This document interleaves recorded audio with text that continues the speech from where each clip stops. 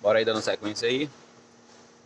Fazer a remoção aqui agora dos mancal do eixo de comando. Lembrando que a parte de admissão, ela tem lá marcada aí com as letras aqui, ó.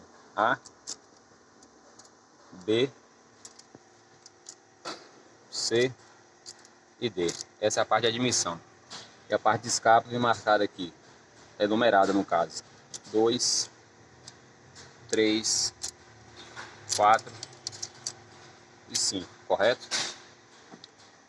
Outra coisa também, na hora de montar, eu sempre, se você tiver dúvida, marcar o eixo, correto?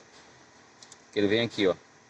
Aqui, se você vacilar no caso aqui, vem uma letrinha E aqui, ó. Você pode trocar e colocar no lugar de escape, entendeu? Os dois são marcados, entendeu? A mesma marcação, correto?